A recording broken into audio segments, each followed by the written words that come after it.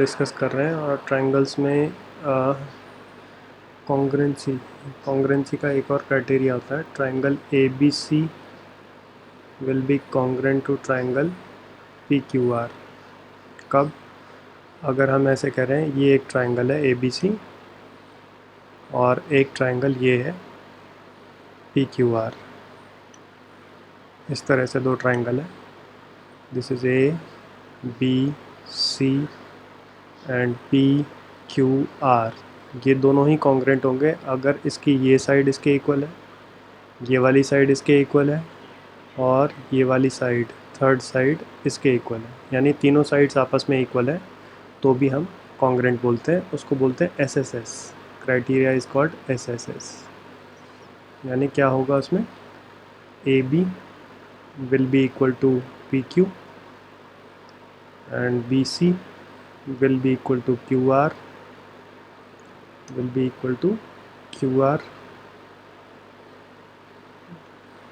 and AC will be equal to PR।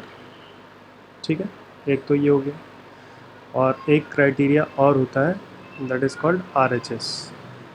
तो triangle ABC will be congruent to triangle PQR by RHS। तो RHS में क्या है, ये इस तरह से दो ट्रायंगल होंगे, एक एंगल इसमें 90 डिग्री होगा पक्का।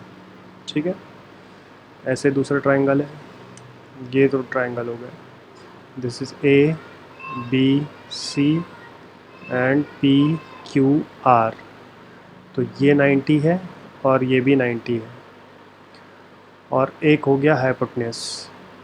ठीक है, यानी एक एंगल तो 90 डिग्री होगा, कोई भी एक एंगल 90 डिग्री होगा, 90 डिग्री का होना चाहिए और एक हाइपोटेन्यूस होनी चाहिए पक्का।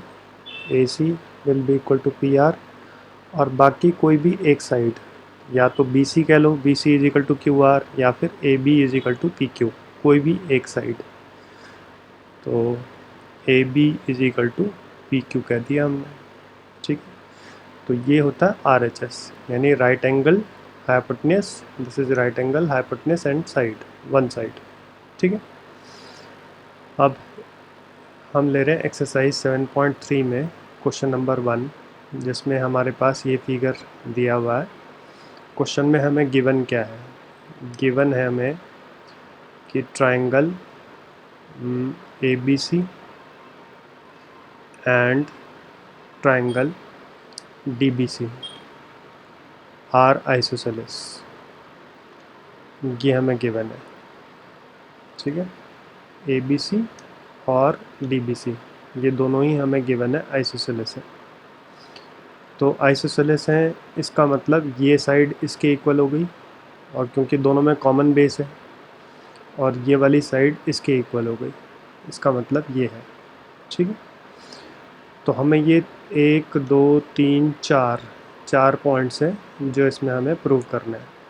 तो टू प्रूव हम लिख लेंगे चारों पॉइंट्स क्या हैं यहाँ पर, ऐसे 1 2 3 एंड 4 ऐसे पॉइंट्स हम जो क्वेश्चन ने दिए बस वही कॉपी करके लिख लेंगे।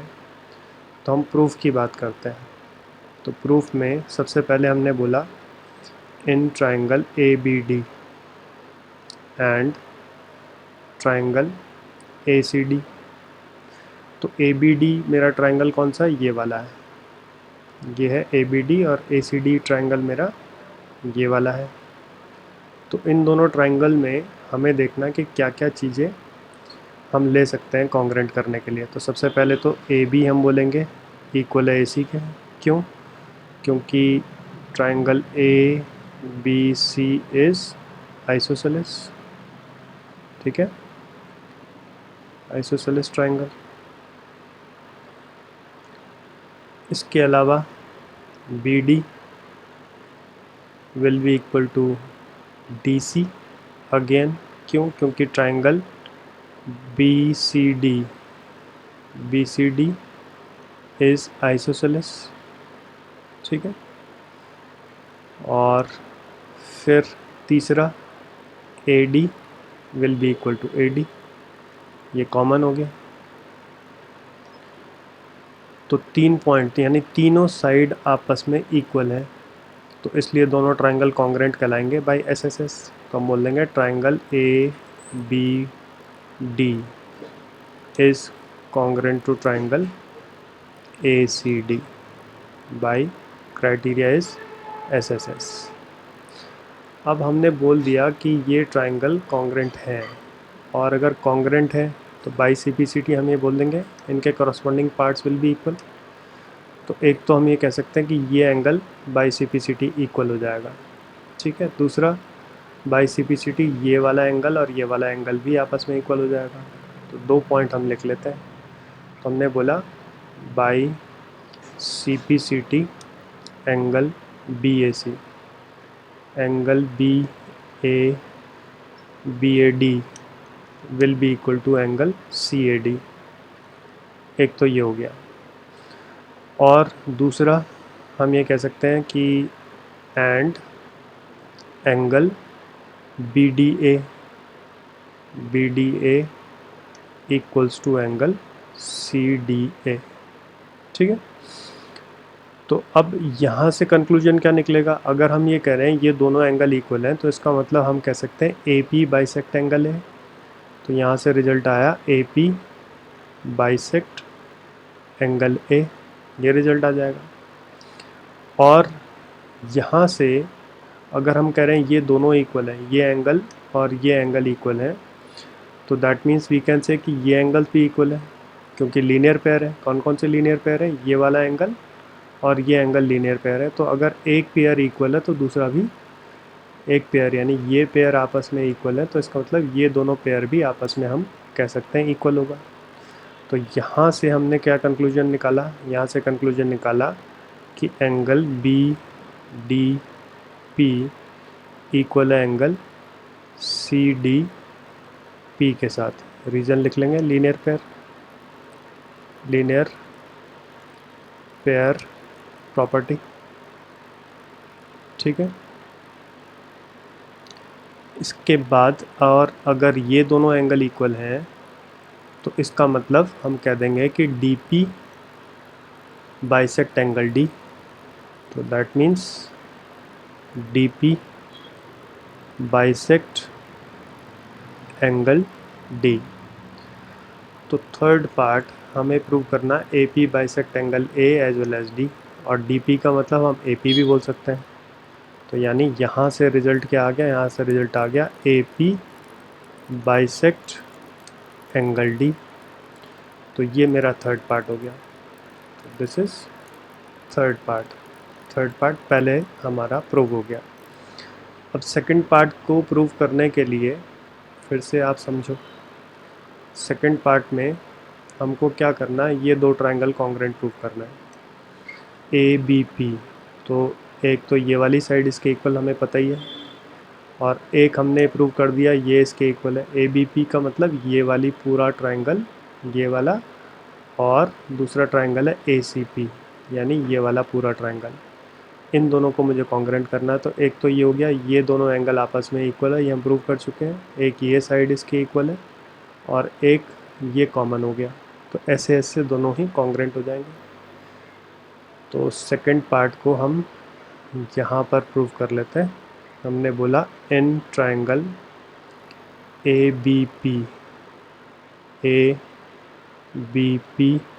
And triangle ACP। तो एक तो आ गया AB इक्वल्स टू AC। तो ये तो हमें गिवन ही है कि आइसोसेलेस ट्रायंगल है, तो इसको हमने गिवन में ही लिख लिया। उसके अलावा एंगल BAP इक्वल है एंगल CAP के, ये अभी हम प्रूव कर चुके हैं बाय CPCT में। और तीसरा AP is equal to AP हो गया, ये कॉमन है दोनों में। तो इसका मतलब क्या हुआ, इसका मतलब ये हो गया triangle ABP is congruent to triangle ACP by SAS criteria. तो अब ये हमारा हो गया सेकंड पार्ट। थर्ड पार्ट भी हम कर चुके हैं। तो अब आ जाओ फोर्थ पार्ट की तरफ। फोर्थ पार्ट में हमको क्या प्रूव करना है, कि AP is perpendicular bisector of BC। तो जो हमने अभी प्रूव किया है कि ये ट्रायंगल कॉन्ग्रेंट है, तो बाइसिपिसिटी एक तो ये एंगल और ये एंगल इक्वल आ जाएगा, ठीक है। और दूसरा ये साइड और ये साइड भी इक्वल आ जाएंगे by CPCT, BP equals to PC। तो यहाँ से हमने बोल लिया this is fourth part, by CPCT BP equal to CP। एक तो ये प्रूव हो गया। एंड दूसरा हमने बोला एंगल APB इक्वल है एंगल APC के, और दोनों ही लीनियर पेयर हैं तो दोनों का सम 180 हो जाएगा। तो angle APB plus angle APC will be equal to 180 degree. Reason linear pair. तो क्योंकि ये दोनों इक्वल हैं तो APC की जगह मैं APB लिख सकता हूँ। तो ऐसे बन जाएगा APB plus angle APB equals to 180। तो दोनों ऐड होके ट्वाइस हो गया, twice of APB is 180 degree. तो 2 डिवाइड करेंगे तो ये आ जाएगा APB इज़ 90। तो अगर ये एंगल मेरा 90 डिग्री है, ये 90 डिग्री है, इसका मतलब AP हम बोल सकते हैं परपेंडिकुलर है, और ये दोनों साइड इक्वल है, तो that means AP is perpendicular bisector. तो यही हमें फोर्थ पार्ट में प्रूव करना था कि AP इज़ परपेंडिकुलर बाइसेक्टर। तो अब हम इसमें कंक्लूजन लिख लेंगे। This implies AP is perpendicular bisector of BC। Base हमारा BC है, बस यही हमारे चारों पार्ट हैं इस क्वेश्चन में। तो एक बार ब्रीफली डिस्कस कर रहे हैं। सबसे पहले हमने इस ट्रायंगल को और इस ट्रायंगल को कॉन्ग्रेंट किया। ये साइड इसके इक्वल है क्योंकि हमें गिवन है आइसोसेलेस है। ये साइड इसके इक्वल है अगेन क्योंकि BDC हमें गिवन है आइसोसेलेस है, और एक हमने बोल दिया ये वाली साइड कॉमन है। तो ये कॉन्ग्रेंट हो गया बाई SSS, ठीक है। तो फर्स्ट पार्ट हमारा डन हो गया। सेकंड पार्ट के लिए हमने बोला कि अगर कॉन्ग्रेंट है तो ये दोनों एंगल इक्वल है, तो यानी AP बाइसेक्ट एंगल है, और कॉन्ग्रेंट है तो ये दोनों एंगल भी इक्वल है, और ये दोनों इक्वल है तो इसका मतलब ये दोनों भी इक्वल है। तो दैट मीन्स हम बोलेंगे AP bisect angle A as well as angle P, ठीक है। तो ये मेरा थर्ड पार्ट डन हो गया। फिर सेकंड पार्ट के लिए हमने इस ट्रायंगल को और इस ट्रायंगल को कॉन्ग्रेंट किया है। तो उसमें हमने क्या लिया, एक तो ये साइड इसके इक्वल है, एक ये साइड दोनों में ही कॉमन है, और एक हम प्रूव कर चुके हैं कि ये एंगल इक्वल है। तो ऐसे ऐसे ये कॉन्ग्रेंट हो गया। तो कॉन्ग्रेंट हो गया दोनों ट्रायंगल। ये मेरा सेकंड पार्ट डन हो गया। फिर थर्ड पार्ट के लिए हमने बोला बाई सिपिसिटी, नहीं फोर्थ पार्ट के लिए बाई सिपिसिटी ये दोनों इक्वल है और दोनों ही लीनियर पेयर है, तो दोनों का सम 180 आएगा, तो each angle will be 90 degree. तो ये क्लियर हो गया कि दिस इज़ परपेंडिकुलर। और बाई सिपिसिटी ये दोनों साइड्स भी इक्वल है, तो इसका मतलब ये परपेंडिकुलर बाइसेक्टर है, विच इज़ फोर्थ पार्ट। बस खत्म। इसके बाद हम ले लेते हैं क्वेश्चन नंबर 2। तो क्वेश्चन नंबर 2 में ये कह रहा है AD is altitude of N isosceles triangle ABC। तो सबसे पहले तो एक ट्राइंगल हम बना लेते हैं ABC। ऐसे ये हमारा ट्राइंगल हो गया, this is A, this is B, this is C। तो इसमें एक ऑल्टीट्यूड है इस तरह से, ये हमने बोला ये 90 डिग्री है। एक बार फिर से इसको बनाते हैं। ये हमने बोला एक ऑल्टीट्यूड है लाइक दिस, तो दिस इज़ 90 डिग्री AD। तो हमें क्या गिवन है, हमें गिवन है कि ये साइड और ये साइड इक्वल है, ये हमें गिवन है, और ये 90 डिग्री है। तो इन दोनों ट्राइंगल को हम कॉन्ग्रेंट अगर कर दें, इन दोनों ट्राइंगल को, तो बाई सिपिसिटी ये दोनों रिजल्ट आ जाएंगे हमारे। तो कॉन्ग्रेंट करने के लिए क्राइटेरिया क्या होगा, ये इसके इक्वल है, AD दोनों में कॉमन है, और ये मेरा 90 डिग्री है। तो क्राइटेरिया क्या लग रहा है, जिसमें भी 90 डिग्री आ गया और एक हाइपोटेनस आ रही है, तो राइट एंगल और हाइपोटेन्यूज, और एक साइड हमारी AD हो गया, तो RHS से हम बोल देंगे कॉन्ग्रेंट है। तो प्रूफ में सबसे पहले, चलो बिफोर प्रूफ हम गिवन लिख लेते हैं। क्या है गिवन है? AD परपेंडिकुलर टू BC, और गिवन है कि AB इक्वल है ACP।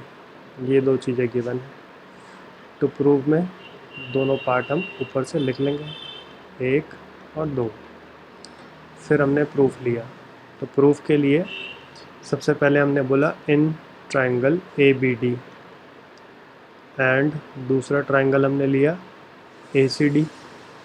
तो दोनों ही ट्राइंगल में क्या क्या है? एक तो है AB इक्वल है AC के, एक तो हमें ये गिवन है, ठीक है।